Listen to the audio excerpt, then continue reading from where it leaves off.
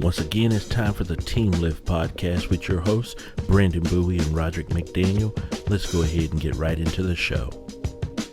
So, full disclosure, me and Roderick both work for Electronic Arts. We were able to secure this interview with two of the members of D.I.C.E, and we thank them very much for their contribution to the show. But I wanted to let everybody know that our thoughts and feelings are not representative of Electronic Arts as a whole. They are completely and utterly our own. We were not paid at all for this endorsement. We just saw an opportunity to talk to some really cool people, and we took it. Thank you. All right, everybody. Thank you for tuning in again to the Team Lift podcast. This is going to be a pretty special episode for Brandon and I. We've been really excited about this one. We have two special guests on the show with us today. But before we get started, I always got to give an introduction to my main man and my partner in crime, Mr. Brandon Bowie. How you doing today, buddy? Pretty good. All right, good deal, man. Great morning for you. Pretty early start. Early start, but I'm looking forward to it. Good deal, man. This is awesome. I'm super excited about this show. A lot of our fans have been excited about this show since there were grumblings about it. The two special guests we brought in are probably from one of my favorite franchises personally. So this is really a special show for me. First, I'm going to introduce who they are. It's going to be Martin Lindell. You know, a lot of you guys don't know that name, but Martin is the product manager for the Battlefield franchise, or product manager at D.I.C.E, I should say. So Martin, how are you doing? Super fine. Good to be here. Oh, man, thank you so much. And also joining Martin today on the show, now I hope I say this right, it's Julien Wera? Yeah, that's pretty good. Oh, okay. Hey, everyone. Hey. Now, Julien is also a director of product strategy at D.I.C.E, correct? Yeah, that's correct. All Thank right. you for having us. Hey, man, no, guys, thank you for being on the show. This definitely. is super excited about this. There are a couple things we want to kind of talk to you guys about today, and we eventually are going to be talking about Battlefield 1. But before we do that, I really want to, I had the pleasure of meeting you guys this summer, right after you had did EA Play. You were in Austin, and we met you, and it was really a neat experience for me. But one of the things that you told me was about the history of D.I.C.E. And Martin, could you share that with us today? Sure, absolutely. So D.I.C.E, or actually it started as Digital Illusion. So D.I.C.E is actually an acronym. It's not dice that you roll.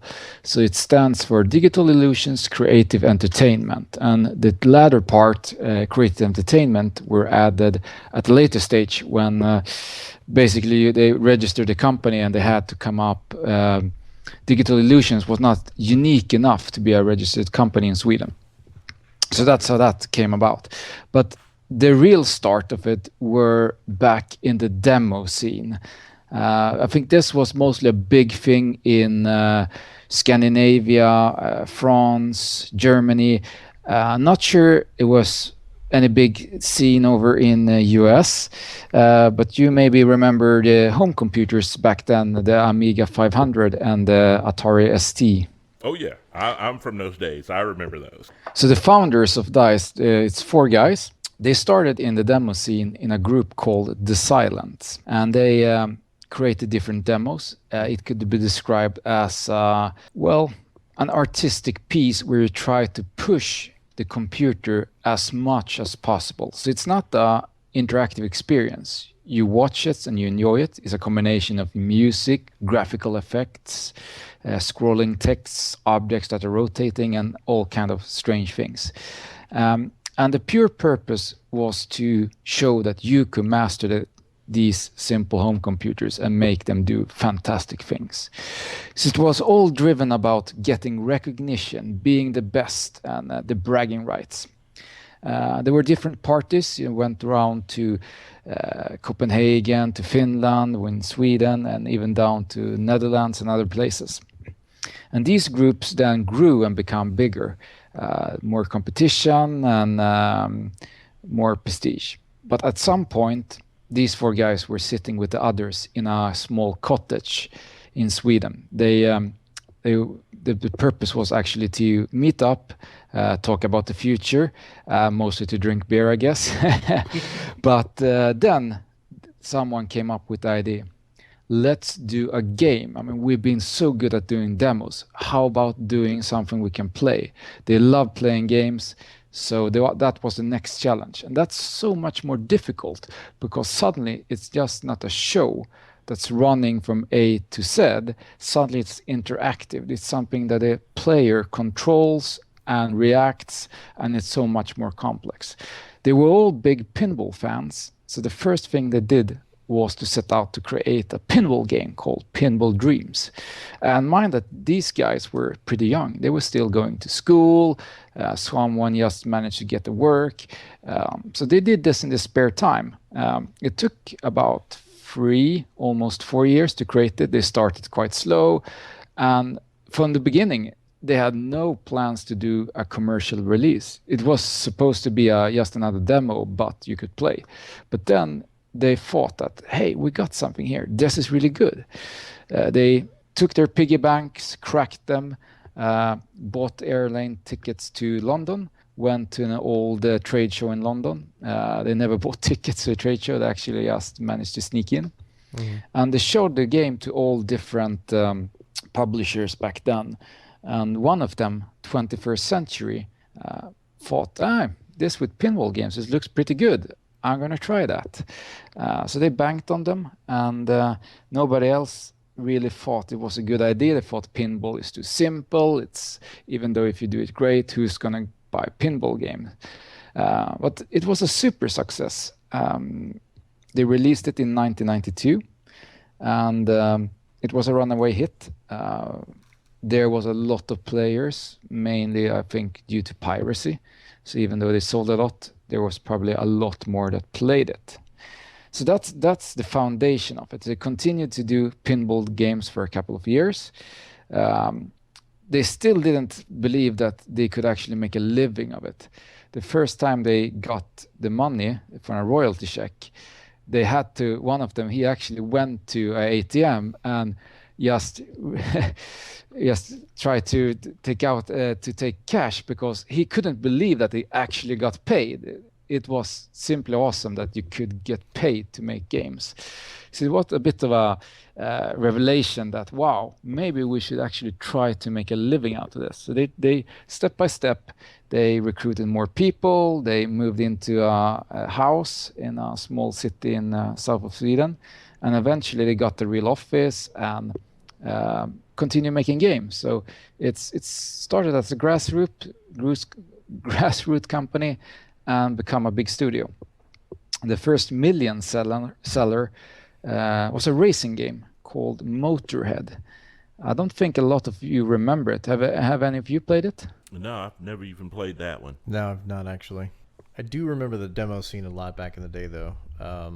Watching demos, like demos in 64K were really awesome looking, like the ones that I could actually get a hold of when I first started getting on the internet and stuff. Oh yeah, but I'd never played Motorhead. No. Yeah, that was another thing back then. I mean, it was some time before the internet came together, so before that a lot of these things got spread by old bulletin board systems, calling up with your slow modem and just waiting to get the stuff down.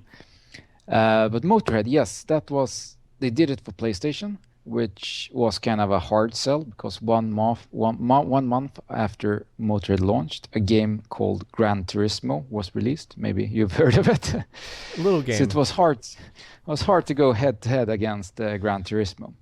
But on the PC though, the stars were aligned because 3D cards, the graphic cards, were getting popular. And all different manufacturers like 3DFX, Matrox, and so on, they needed showcase titles.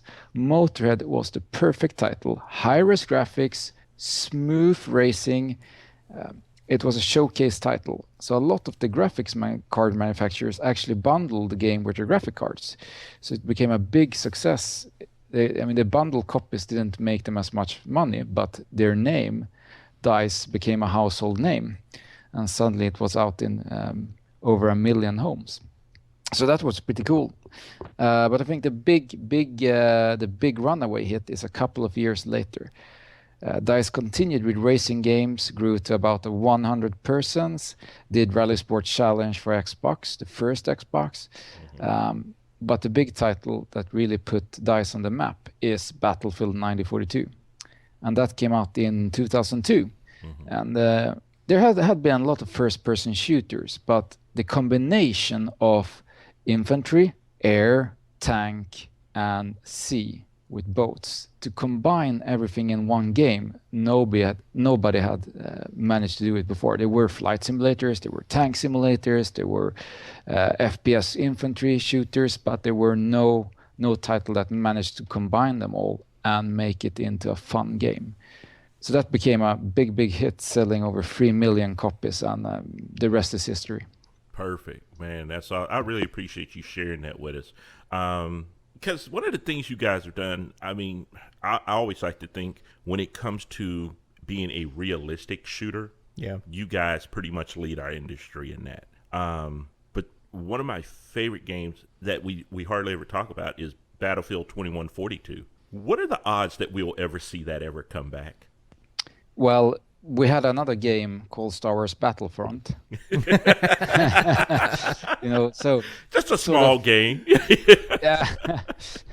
So in that sense, that's the spiritual successor. Well, not really, but since that was a space game, it felt more natural to not go that path. With Battlefield, I guess. That's awesome. No, that's awesome. Now, Martin, Julien, we're going to ask both of you guys. I mean, Martin, how long have you been in the industry? Since 94. All right. So when you came in 94, have you been with DICE that whole time?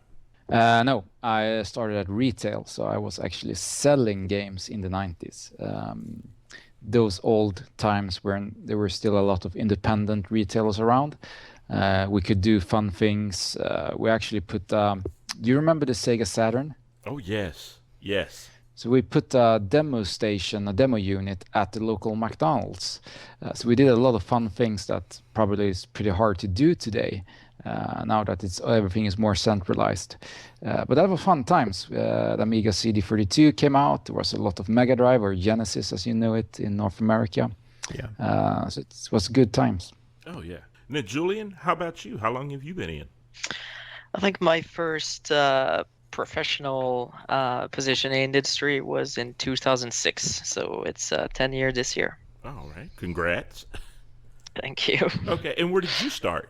I started in a very small publisher that doesn't exist anymore nowadays, and I was based in Ireland, and I was working on free-to-play online games. So some of the first free-to-play games that appeared in Europe. So a lot of my work on these first few titles was to actually go in various countries, talk to journalists and to the community, and actually explain how the free-to-play business model worked back in these days, because people didn't. It wasn't as widespread as it is nowadays.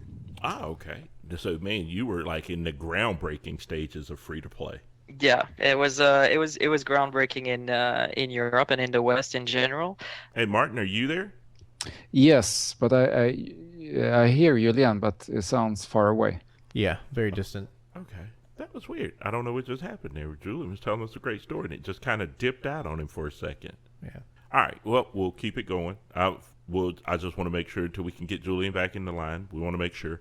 Now, Martin, let me ask you this: when you guys were coming up with ideas, how does a group as big as DICE come up and say, "Hey, here's what we're going to do"? How do you guys plan what the next game is going to be? Oh, that's a hard one. There's different pitches internally, ideas flying around, and eventually you look at different concepts and at some point decide this is what we try to go for, and go into pre-production and start exploring. Now, how long does your pitch last? I mean, like, do you guys say, hey, for the next couple months, we're just going to be, everybody's coming with a pitch and we have a big meeting? Or is it like you have a pitch team and then they try to take the best of the pitches that come through? No, I think it's more informal, actually. We're a pretty flat structure, so there's always different ideas and different opinions on various projects that are ongoing or new ones, and it's everyone who gets a great idea. It's listening in. Okay. Well, I mean, I think the informal way kind of makes it more natural for everybody to kind of feel like they're invested in the idea process. Do you guys see that same thing? Yeah, and then eventually when a project starts rolling, you get a leads team with different heads for art, tech, production, and so on, audio and QA and everything, and then a real team is building up around it. All right, great. Julien, are you back with us? Sounds like we've lost. Can you hear us You're clearly? very, very faint. Almost like you're either very far away from the mic or maybe it's not plugged in all the way. Okay, no problem. We'll keep We'll this get back going. with We'll you. bring you back in. Now, I do have to ask. Now, Martin, while you're on the line with us, when you're not, I mean, you guys have been on a whirlwind tour, I guess we can say, since Z3, and kind of coming into the final push for Battlefield 1. What are you finding yourself having to do to relax these days? Well, try to play games still. It's funny. You work with something, then you get home and you still want to play. I guess that is a good sign. I'm also big into the retro gaming scene. So I go to retro game conventions, and I've also written a couple of books about video game history in Swedish, though. I'm writing one right now about Swedish game developers from the early start in the 50s with mainframe computers and such. So yeah, keep getting busy. Okay, so you're probably one of the busiest guys in the industry right now, and you tell me you write books in your spare time also. Yep. Gotta keep it going some way. I found my new hero. This is, he understands my lifestyle. Okay, yeah, because I totally get that, because with us in working in the industry, one of the things we do is the podcast, and also in addition to our jobs, but I also do stand up comedy on the side, and I've been working as a writer locally in the Austin film scene to punch up scripts. So I understand that, keeping myself busy and always pursuing something. But it's so hard to find time with all these different passions to squeeze games in there. I have to carry handhelds with me a lot. I find myself playing on the PS Vita or the 3DS from Nintendo. I got to know, what's your favorite game right now? What is something that you personally kind of got your eye on and that's catching a little bit of your time? Oh, right now I played Mad Max and Metal Gear Solid 5 earlier this year. I was supposed to jump into Fallout 4, but I haven't. And I actually, as we speak right now, I'm downloading the new Deus Ex. So I hope I really like the predecessor. So that's something I'm gonna take a bite of. I think you're really gonna like that game. I've been playing far too much of it for my own good. I think I spent like 4 hours breaking into a bank and stealing everything that was inside of it.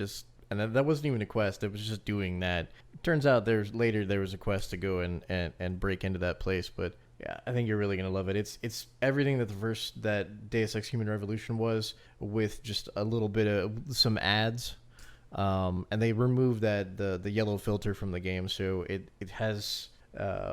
It's benefited a lot from that, because they've been able to do things like showing places during the day and actually having color, where you'd want to have color. The world seems a lot more alive this time around than it did last time. So hopefully you'll enjoy it once you actually get it booted up.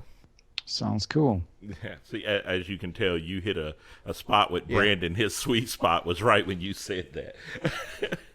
All right, Julien, are you back with us, buddy? Can you hear me now? Yes. Yeah, we can hear you now. Awesome. All right. So, Julien, amazing. man, so glad to have you back. I'm gonna ask you a quick question. We Yep. just talked to Martin about that, about what he's doing to relax. What about yourself? What do you do in your spare time, to relax? Because you guys have been busy. Yeah, we've been very busy. I'm doing a lot of things. Actually, I just a couple of months ago, because I am originally from France and living in Sweden now. So a lot of my friends are still back in France. And a couple of months ago, we started to we put together back pen and paper role-playing game table, but virtually using the Roll20 app that allows you to do everything online through a website. And it's actually been pretty great.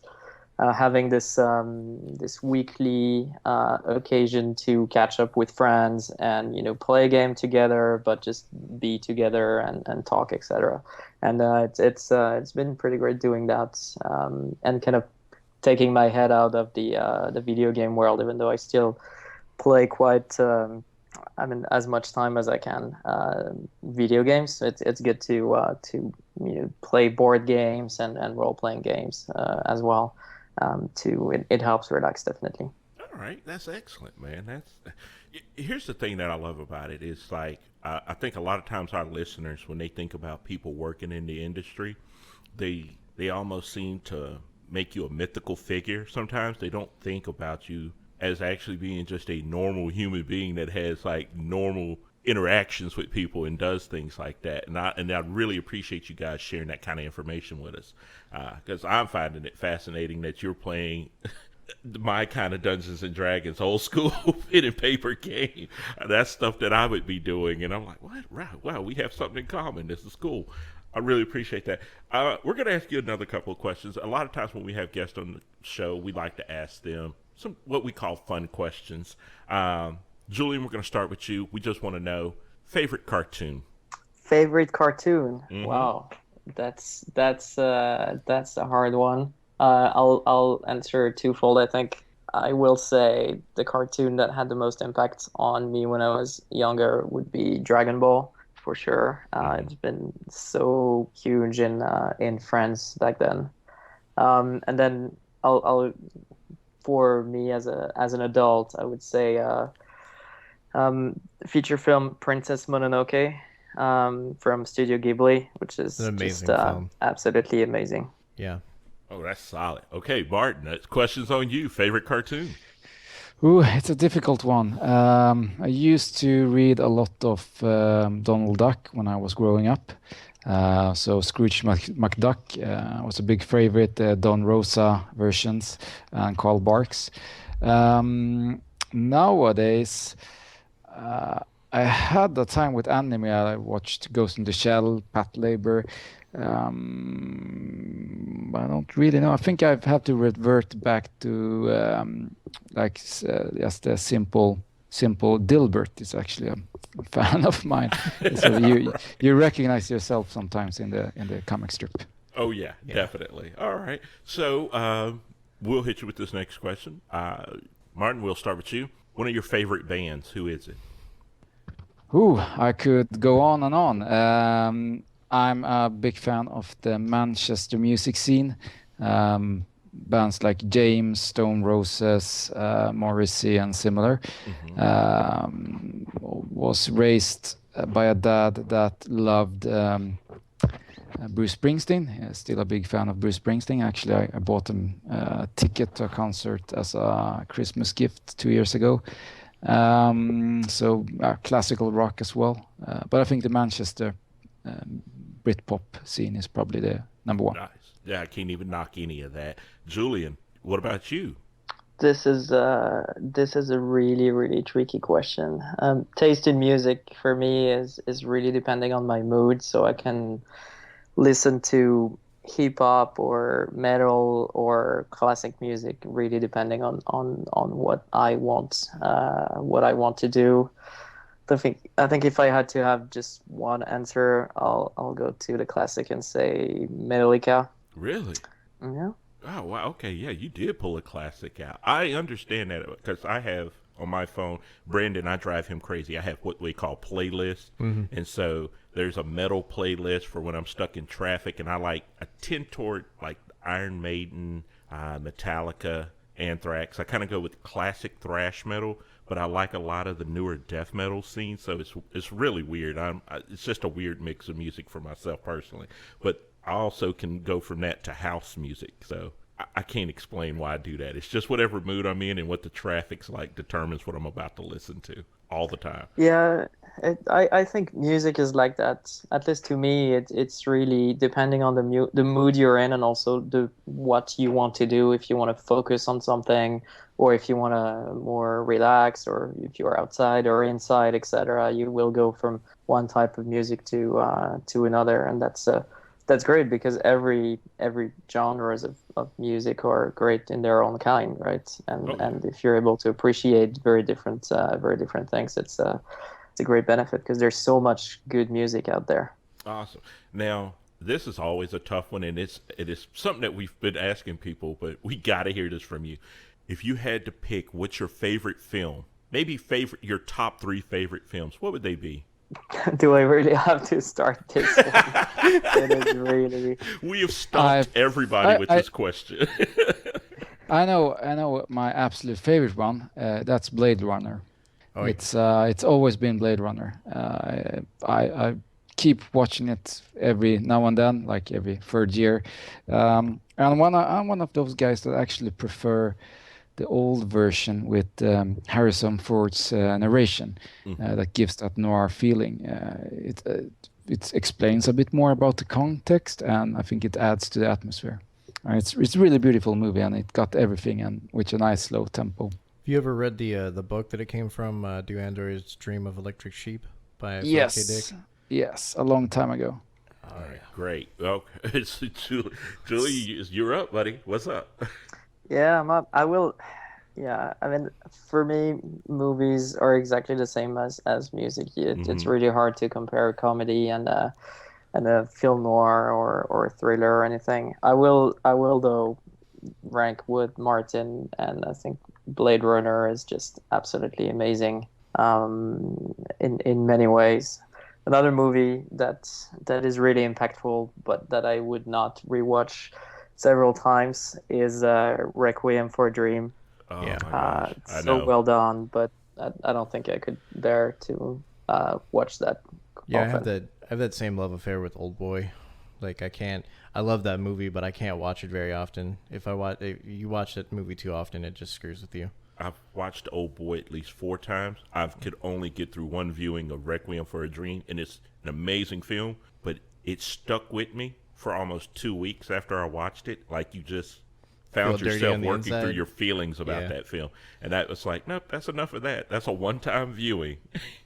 I don't know about anybody Yeah. else. That was how I felt about it. All right, so the big thing that we're going to get into now with you guys, and this is pretty much what a lot of people have tuned in to hear, we're going to talk about this juggernaut called Battlefield 1 because we know people are excited to hear about it. We also know there's, you guys have been busy. You just got out of Gamescom. What was that, last week you were at Gamescom? Yep. Okay. And how did they act about it? How was the audience over there? It was amazing. It was the reception was really good. We had 3 different booths with on the show floor 128 PC stations playing 2 times 64-player Conquest, and Nice. then in the business lounge for the press and VIPs we had a setup on Xbox One, and I think on the show floor we calculated up until 5 hours of queue, and then when people wanted to queue beyond the 5 hour line, we just told them to not come because the show might close before they get to play. So Yeah. we had someone that had to stay there and tell people that they won't be able to play because there were so many people coming in. And I think the reception has been really good, and it's always something very special for us who work at the studio to go to these shows and meet with the players, because we're working for so long, for several years on a game, that it stays behind closed doors, right? We don't talk about it because we want to make sure that when we go out with it, we're ready to make it shine and show its full potential to the world. And so we accumulate these things, and we work and we play test the game, but you never really know what the players are gonna feel like until you're really right there next to them, watching them play the game. And that's, I think, for me, it's the best feeling. That's the reason I go to these shows, whether it's E3 or Gamescom or other shows where we give hands-on, is just to watch players enjoy themselves and just get in the world that you worked on for several years. All right. Is there something that you guys are starting to see? Maybe there's this one thing that maybe the fans are starting to say, oh, this is my favorite thing about this game right now. A lot of things, just like movies and music. Battlefield is that kind of game that has something for everything. Like myself, I play support and medic a lot. A lot of other players will go for, the more sniper gameplay, etc. So you can find anything that you want in Battlefield and go to that. But I think for Gamescom in particular, it's the first time that we gave hands-on in multiplayer with horses. So I think that was definitely a big favorite for the crowds out there. Oh, so the horses play like a vehicle, I take it, in the game, correct? Yes, Okay. absolutely. Now, okay, I don't know if you could tell me, but I have this question because when I think one of my favorites was in Battlefield 4 is I always was a tank. I always ran a tank. And so I know sometimes when my tank took damage, we could get an engineer out there and he could, repair it. Who repairs the horse if my horse takes damage? Is the horse, can my horse take damage? I want to see engineers running around like with blowtorches trying to fix horses. I just want to know. Because I'm going to play that horse. I'm just going to be, it's a vehicle and I'm going to be on a horse. I'm sorry. It's going to happen. But can you tell us yet? Is there horse repair? There is, I believe, as of now, there is no horse repair. So Okay. you got to be really careful with your horse. Okay. That puts the challenge on me. But if you make a veterinarian class, I want you to name him after me and let him do horse repair only. That's all he does. I would never ask anything else of you. That's my one request. So we'll keep that suggestion in the books. That's awesome. Okay, so you guys have spent a lot of time with it. Martin, what's your favorite thing? What are you most excited for the fans to get out of it? I think the atmosphere in general, just being in the dawn of all-out war, it's amazing, and it's a very diverse environment from the deserts of Arabia to the front lines in Western Europe. But one thing that stuck out is the airplanes. These were old airplanes, brave people sitting in a small wooden box with machine guns on them, and that's something we noticed also on, for example, Gamescom, that players loved the classic biplanes. And now the jets were very cool in Battlefield 4 and 3, but to be honest, they're quite hard. They're fast, they're agile, with lock-on. The biplanes in Battlefield 1, it's more of the classic dogfighting. You need to get your enemy in the crosshair, and you need to get that machine gun going. You can drop bombs on the ground. It's really fun, and it's hard. Sometimes the fog rolls in and suddenly you can't see the ground really well, and you crash into a mountain if you're not as good as when I'm playing. It's just really fun. I think it's really fresh to see these old airplanes up, and it's really fun to play. You said fog rolls in, so we're going to have dynamic weather in this. Yep, we're gonna have dynamic weather. It's you can experience sunny days, or it could be fog, it could be rain. When there's raining, you might not hear footsteps as well. Fog impairs sight. As a sniper, you might not be as efficient, and it's dynamic. It's exciting. It makes it more unpredictable. So that's it. Another major factor that's gonna make sure that no battle is ever the same. Oh man. One element of this dynamic environment that we introduced at Gamescom was also the sandstorm, because the map that was introduced at Gamescom was the Sinai Desert, and so little by little you see the sandstorm rolling in from the outskirts of the map, and it gets into everything, and it's this very strong sandstorm. Impairs what you hear and what you see around you, and makes a really big difference in gameplay and multiplayer. And again, that's also dynamic, so it's not like it's a scripted element that always happens at the same time when you're on the map. So I think it's visually striking and gameplay impacting. I think it's really cool. Oh man. See, I was just thinking when you were talking about the storms and stuff, let's go fly planes over the desert, because there could be nothing in the desert that would possibly impair you from being able to fly. And then sandstorms happen, and now I'm just like, well, shit. Yeah, they thought of everything. Never for mind. Us. That's awesome, man. I am so excited for this game to hit the market and for us to get our hands on it. Because you guys always it seems to me that D.I.C.E, you especially push the realism. So when you guys were going through this, did you have a team that was like kind of saying, okay, these weapons we can have in this, and these weapons we can't have in this? Like based on, I guess, geographical location or time or Yeah, what went into that decision? Yeah, I mean, the design principle for dice in general and for Battlefield 1, as we're talking about it, is really to put fun and gameplay first. So we don't necessarily call our games realistic, we call them authentic, which means it has, and everything that we do has a base in reality, but we don't we're building a game that's action packed and that's fun, for gamers, and not necessarily a documentary. So what we're doing is that we're saying, okay, we're not limiting ourselves due to history.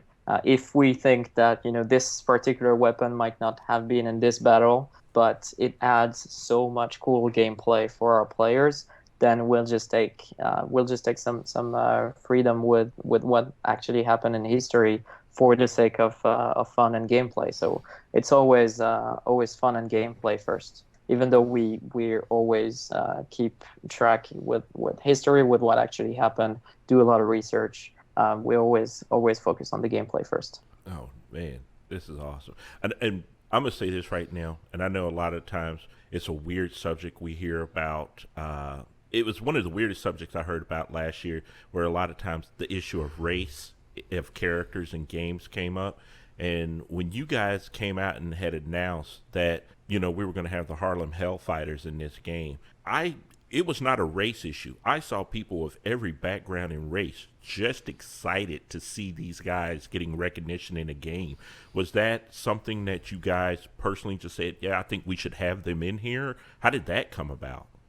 Yeah, absolutely. I mean, one of the things that we want to do with this game is to, in many ways, tell the untold stories. When you start digging down into what happened during the war, going in depth beyond the broad lines and the amount of people who died, etc.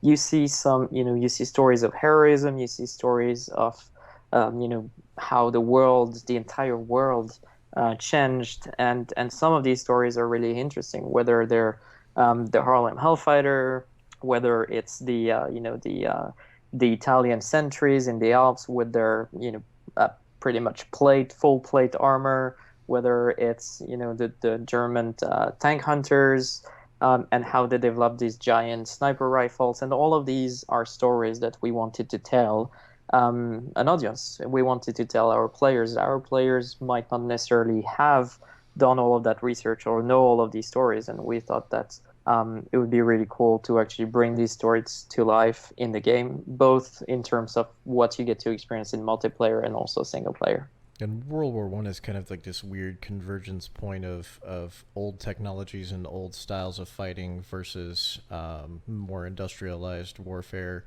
So you have people on horseback running around, hitting people with billy clubs, and then on top of that, you've got guys with bayonets on their rifles, bayoneting people, and then you have automatic weapons towards the end of the war. It's a really weird time. So it kind of molds together the best parts of what I would consider to be like a game like Chivalry, modern medieval warfare, with a game like Battlefield 1942 or any of the other like pre-modern warfare style games, which it's brilliant. I mean, I can't believe that this is the game that we're going to be playing in like a month and a half, Actually, not that long, because Not that long? the open beta is coming in August 31st. So Oh, yeah. you're gonna get your hands on it before that. And once again, I'm smiling from ear to ear.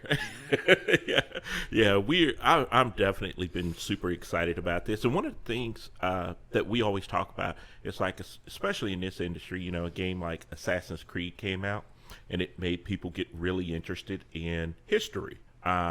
You guys may not know this, but I personally know, we've had people contact us and talk to our friends.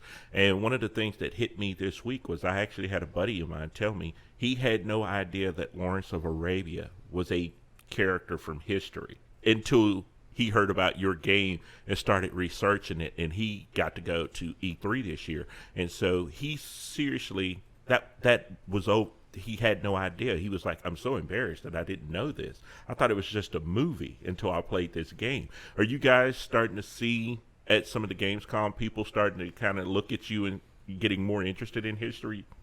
Yeah, definitely. I mean, we've also discussed with some of the people, whether on YouTube or people creating podcasts, etc., who've been telling us that ever since we announced the game back in May, the amount of people watching their podcast about the history of World War One or listening to them, etc., has increased quite dramatically. So, and for us, it's really great. I mean, again, we're building a game, and what's most important is that that game is fun.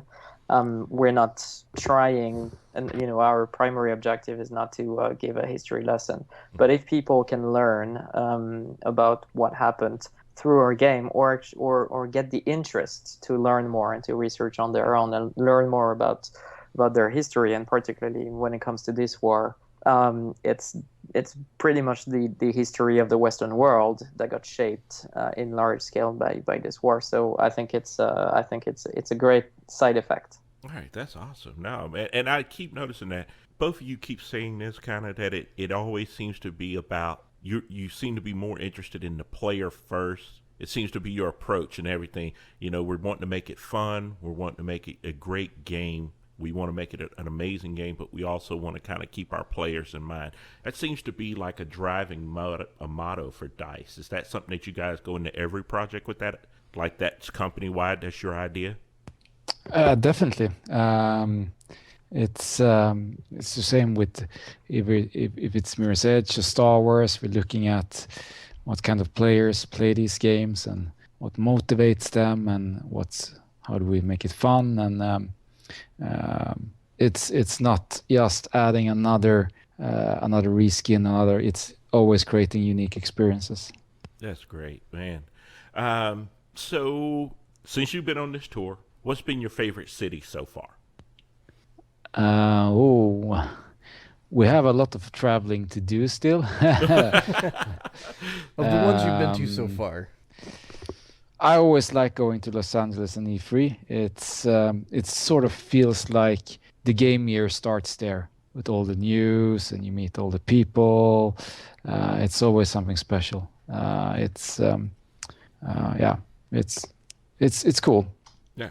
It's a And you guys had Snoop Dogg. You've made a fan out of Snoop Dogg already at your EA Play this year. So he's been bragging and talking about the game online. So we already kind of know that you've made inroads with some of hip hop luminaries already on this one.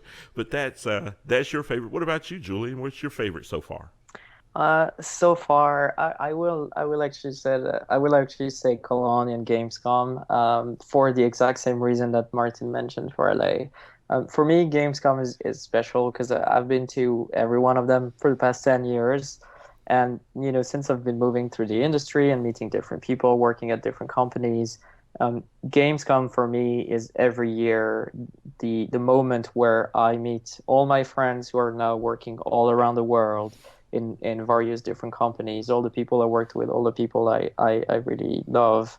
And every year at Gamescom we meet and we catch up, and I think it's this great. Gamescom makes me feel this games industry community spirit, and you could say that everybody kind of knows each other and exchanging stories, and for those of us who are on the verge of launching a game, there's a lot of pats on the back and good luck and hang in there. We know it's tiring. You're going to be able to rest in a couple of months, and all that kind of stuff that makes Gamescom a great, it's a great show, and it's a very large show, but it's also a great social experience when you're in the games industry.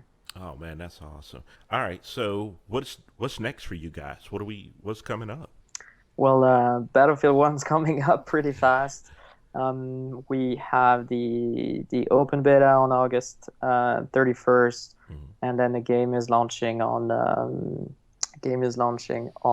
what is it, October 21st and October 18 for the deluxe edition players, and then there's a lot of really really cool stuff that will be coming. We'll continue to work quite a lot on the game for the month and the years to come with new content and listening to the community to bring in, you know, adjustments and improvements to the game, just like we've done for all the DICE games in the past. Really pushing, you know, for us the launch is really just the beginning, even though it can feel like the middle of a journey that started several years ago. It's really just the beginning of our adventures with the players. So we're not going anywhere anytime soon. All right. So what's your next big show? Since you guys, I know you've done Gamescom, you've done E3. What other ones are you going to be showing this game at soon? I can't recall all the shows. I mean, there's a lot of now more local shows coming up. I think are we PAX maybe? Yeah, absolutely. PAX West, and now let me check whether that's been announced already or not. PAX definitely, and we're gonna look at other shows both in the US and in Europe. Okay.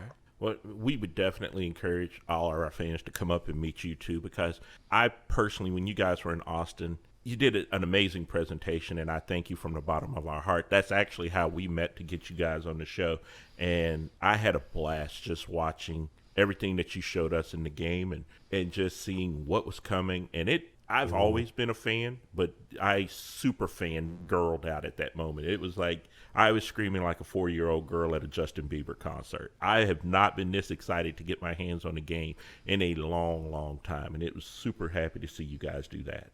Well, you know, it's very important. I was talking about going to shows like Gamescom and E3 and talking to our players, but in general, just talking to everyone who's working on the game and presenting our game, you know, our baby in many ways, to the world is always a pleasure.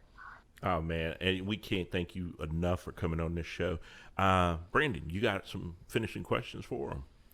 I want to know what's coming after Battlefield 1, but I think that's probably something that we can't really even begin to discuss at this point. I know what I would love to see. That's really something I can't even begin to think about. Yeah, exactly. It's like, can't even wrap your head around. If I had to go like, okay, we've gone deep, we've gone back to World War One. Could we go back further? Could we get like a medieval warfare DICE game where everybody's running around in sword and board and catapults and ballistas and siege towers, and like that would be awesome. Huge cavalry raids. Like I think that would be really great in the Frostbite engine. But yeah, it's something. So there's another. There's a kernel of an idea there. That's Brandon. He wants to be on your pitch team. He's just pitched his idea.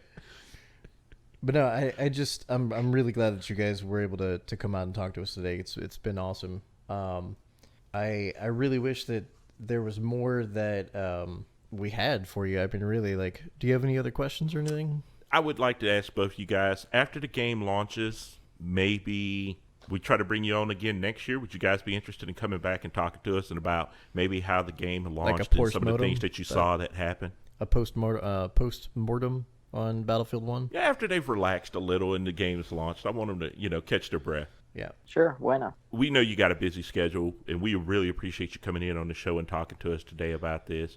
As you said, we got an early beta. You said that's August 31st, August 30th? That's coming up? August 31st. So ready. This is my countdown to my October. All right. This is bigger than Halloween this year for me. Guys, once again, thank you so much for coming on the show. It's been a pleasure. Thank you for playing along, and we wish you nothing but the best in the industry, and we'll be talking to you soon. Thank you for having us, and Thanks for listening to the Team Lift podcast with your hosts, Brandon Bowie and Roderick McDaniel. Join us again next week as we discuss more topics from geek culture.